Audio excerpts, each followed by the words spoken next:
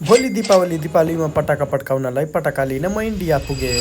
Hello and नमस्ते everyone, welcome back to Roshan Kawar and travels. अहिले म इन्डिया बजारमा छु। यहाँ आएदेखि पहिले त हामी बहिनीको कपडा हेर्न गयौँ। कपडा तर खासै मन नपरेर हामी बजारभित्र आइसकेपछि पहिले त हामी पटाका किन्नतिर लाग्यौँ। हाम्रो भाइले पटाकाहरू थुप्रै राखेको थिए, जसमा स्काई शट, सुतली बम र अरू बम, धेरै थुप्रै बमहरू राखेको थिए। जसमा त एउटा स्काई शट र एउटा चकलेटी बम लिए। त्यसपछि मम्मीले अरू नागिन छापहरूले लिनुभयो। यति किनिसकेपछि म पुगे चाचीको म अन्डा खाना। अन्डा खाइसकेपछि म पुगे स्याउ खाना। यहाँ त 5 रुपियाँमा एउटा स्याउ पाइयो। यो हो इन्डिया बजारको भिड, जसमा मान्छेहरू हिँड्न पनि गाह्रो भइरहेको थियो। र त्यो भिडबाट निक्लेर घर जानलाई पार्किङमा आएर पार्किङबाट बाइक निकालेर म घरतिर लागे। त्यसपछि हामी पुग्यो बोर्डर। यहाँको भिड देखेर हामी डरिसकेको थियो। हामीसँग पटाकाहरू थुप्रै जसले गर्दा हाम्रो मन पुरै डराएको थियो, कतै हाम्रो पटाका राखिदिने हो। तर हाम्रो पटाका छिराउन चाहिँ सफल भयो। र यो पटाकाहरूसँग अब चाहिँ भोलि एक्सपेरिमेन्ट हुन्छ। सो तपाईहरु एक्सपेरिमेन्ट हेर्न एक्साइटेड हुनुहुन्छ भने च्यानललाई सब्स्क्राइब र लाइक गर्न चाहिँ नबिर्सनु होला।